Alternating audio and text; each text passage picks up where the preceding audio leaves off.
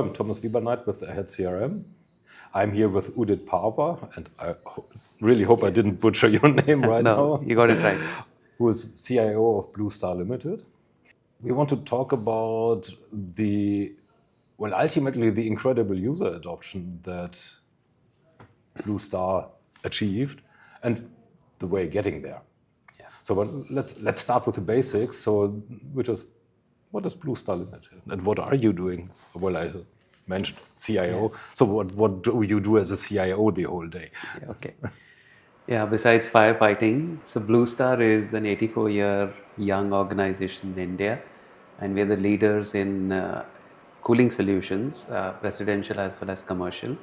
My role as a CIO, I'm responsible for business applications, infrastructure, cybersecurity, info security, digitization, as well as analytics. So it pretty much covers the entire gamut of technology. About our journey with Zoho, we started with Zoho about in 2019, so that's about 5 years now. And after having 5 different evaluations and POCs and attempts to implement a CRM, Zoho was selected as the 6th one. And yeah, so the journey began with Zoho. Prior to that, there was an introspection done to understand why the user adoption is not taking place and why is there so much of resistance. And what we came to know is any CRM for a sales guy is looked upon as moral policing. Yeah, it's good for the manager, yeah? Yeah, right. So you want to know what he's doing, what are the leads, so on and so forth, right? Now, how do we get over this mental hurdle?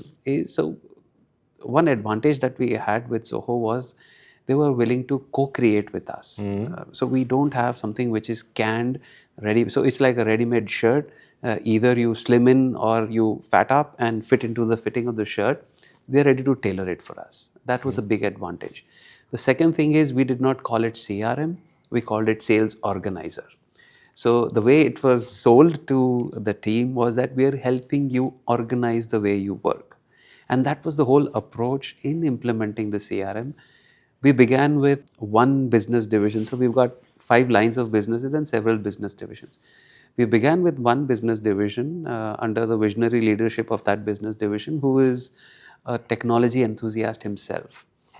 And he set upon the goal saying that I will not make any reviews, the daily reviews, myself and my immediates. We will not use spreadsheets. We will only use some sort of a digital platform, and comes in Zoho with Sales Organizer. That division, the adoption was it was top driven, and we had to answer the question, what is in it for me, for the sales guy to start adopting? Yeah. So no more filling out of spreadsheets, no more creation of visit reports, all the manual stuff which they used to get into. We said, you don't need to do. Part of it will be done by the app, and part of it you will have to do it on the app, and it will format everything for a review.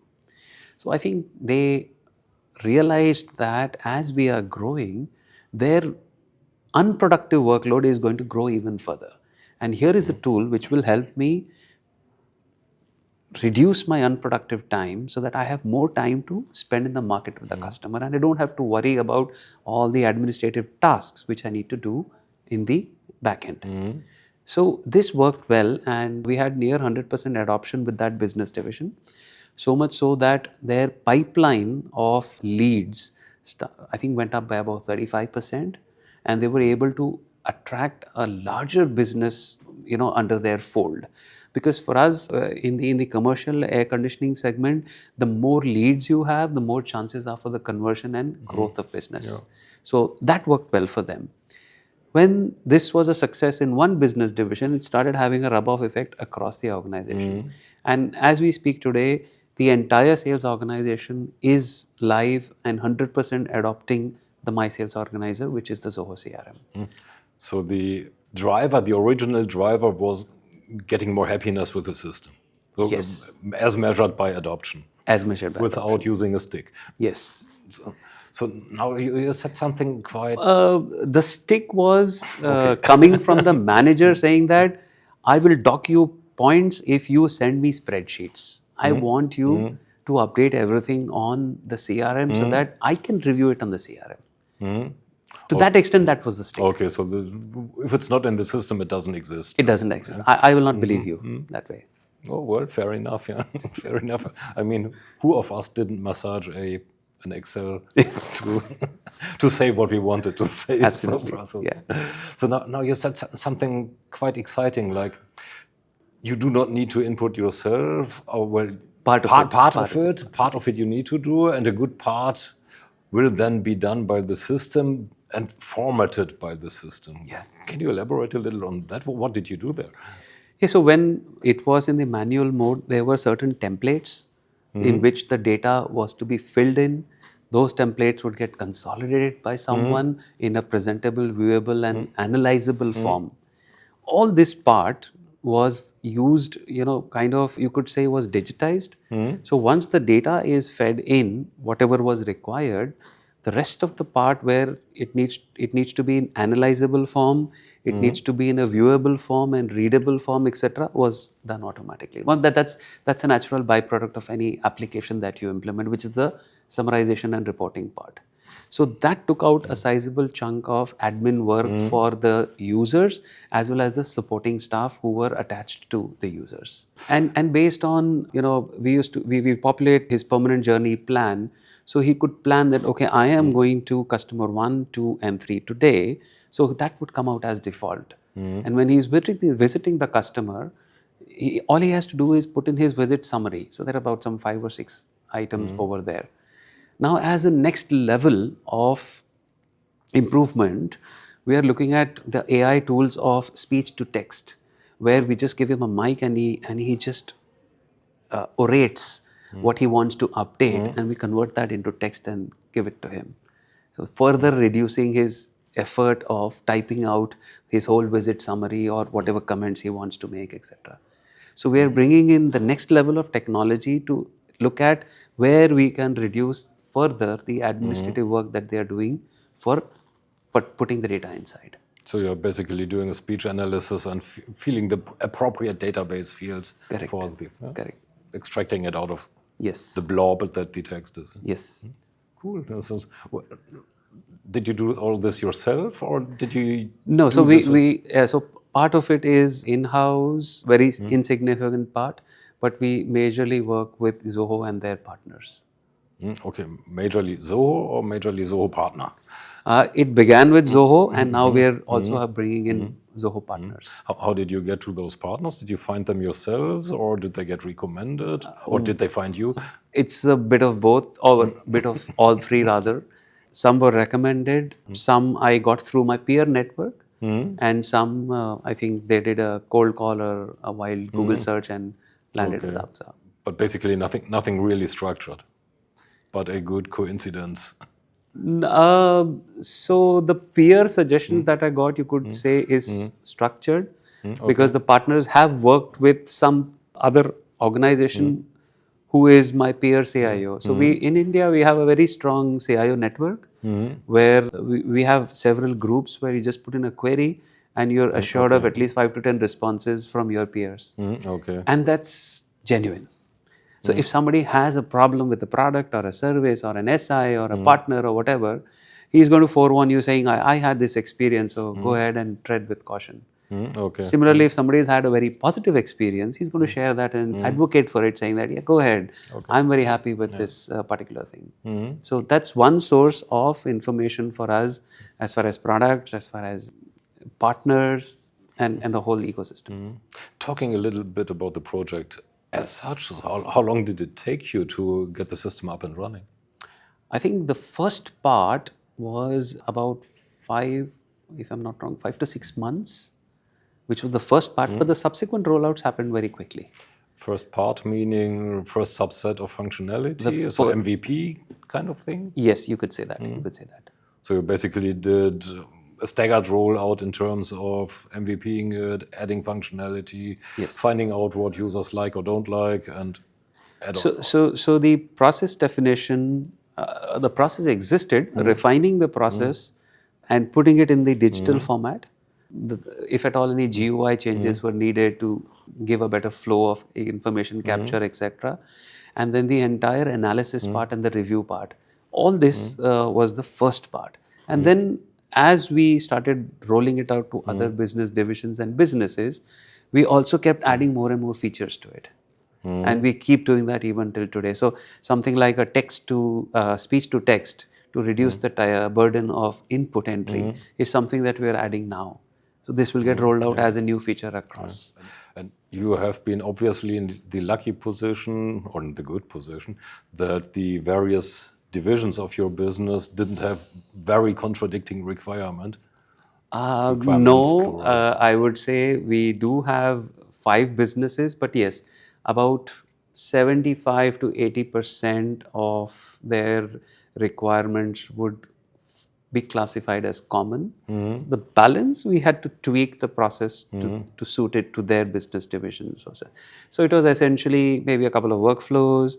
It was essentially the team structure and the roll-up of the hierarchy, etc., which is more suited for that sale. So some sales are direct sales, some sales are through channel, some are through a combination of the two. So the processes are mended accordingly. Okay, but there was nothing like Division A says needs to go like that, and Division B says, oh my God, it needs to be totally different. No, so thankfully, since we are in the cooling business, whether you are selling a deep freezer, or if you're selling an air conditioner, or if you are selling a chiller, in the end, you are selling a solution. What differs is your channel of sale and your method of sale. But the process and the pre-sales, by and large, as I said, was 75-80% was common. Okay. So now, again, to the course of the implementation of the project, I mean, we are all have done projects before, and I've also a military background, and there's a statement. We have a statement there that says there's no plan that it did survive the first contact with the enemy. So I'm quite sure you had some hiccups in your project. So what were some major ones that you can relate? The major ones that were faced were on the technology side, and more so on the mobile technology side, because we realized that if we do not offer a seamless experience, whether it's on the web or the mobile, the adoption rate will be low. If you expect somebody on the field to open his laptop, then do his work and connect to the internet, versus just bring out his mobile and carry on the work. So that was one area where it was a technical issue, where the rendering of the information required some technical plugins, etc., etc. So nothing much on the adoption from a people perspective. It was more on the technology side. Okay. So we've been lucky. The advice then is for other customers who buy any product, be sure that the UI on the mobile and on the desktop app is reasonably close to each other. Yes, I think given that the advancement in technology and the UI has happened now, this is a given. The application will auto-scale, and if you do it on any device, whether it is a tablet or a desktop or a mobile, it will auto-scale and it will present itself. What I'm talking about is about 4-5 years ago. At that point in time, auto-scale technology was prevalent, but there were glitches that were there. And we also had integrated this in the back end to our financial accounting, because I needed to get the actual sales numbers. So we have, as I told you, a budget versus actual live dashboard on for every user and for every manager for his entire team. So the actuals had to be sourced from our ERP. So there were those fair share of integration challenges to fetch the data that everyone faces. What do you have on the back end? We run SAP. Did I tell you that I have an SAP legacy? So you know better. Yeah, I know it's hard. Even coming from SAP CRM, so SAP CRM to SAP ERP was already a big thing to get that integrated. So I have an appreciation of doing something else. So that's really a different thing. Little detour. Speech to text. Yeah. And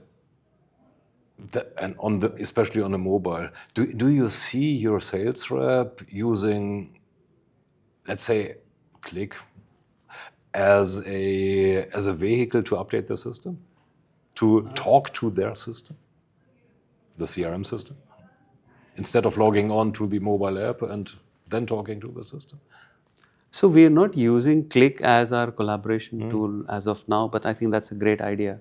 Maybe if we can use that, you've planted an idea in my mind now. So maybe we can explore Click and integrate Click with CRM to carry out this functionality. Need to be good for something. Thank you for that. You're welcome. I won't trademark it. From the back end, so there, what you seem to be a happy customer. Yes, well, you wouldn't be here if not. And we would probably wouldn't be speaking to me if not, or somewhere totally else. Yeah. Still, a buyer-vendor relationship is kind of like a marriage. It's great in the beginning, so everything is purple, no pink, not rosé. And after some time, one sees that there, it's not everything hunky-dory and all pink and all great. So, and frictions start, which are solvable and usually solved. But also there's always this one little thing or two little things that one really wants from the vendor, which one never gets. If you had one right now, what would be it that you could think of right now? So I think in the immediate past, it was probably it may have been a one-off. It was one of the bug resolution. The TAT for the bug resolution was something that we felt could have been better. But I would say this was just a one-off because we did not face a bug on the creator platform ever since we've been using it. Oh. And whatever bug small enough which was faced was immediately resolved. This was just one incident that we faced where it took a little longer for the resolution to come in. So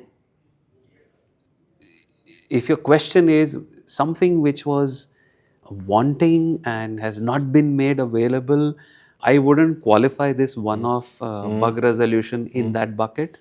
No, I'm more in this bucket that you just mentioned. Yes, yeah. But to answer your question, I think what I would like Zoho to do is be more vocal and more expressive about the length and breadth of the offerings that they have. I have found out in the last 2 days that I've been here that there are so many other things that we can consume and we can have a value add from whatever is the existing install base we have. So for example, you just mentioned, rather than having a functionality built for the voice recording and then converting the voice to text, have you looked at Click? Well, I don't even know whether that works, but no, but that's an idea that has come out, right? And it may work. And so this is where I would like Zoho to be more. They've mentioned today and yesterday 55 plus applications. They've got vertical solutions available, etc. So I think if they can do a better job or a task of educating everybody, not just us customers, but everybody that, look, this is the depth of the offering that I have, I think it'll make life much more easier for us as CIOs to decide, I have these set of applications which I'm running from Zoho and I have a new business need coming in. How do I just consume an additional service and ensure that it works seamlessly? Rather than going through the whole cycle of looking at maybe 4 or 5 different things and then realizing, oh, there's also one from Zoho. Oh, okay, fine, let me get that in. Okay, so kind of a value engineering from Zoho side. Yeah. Cool. That was great. Thanks a lot for your time and your candid Thank you. It was a pleasure. statement. It was really a pleasure. It's fun. Thank you.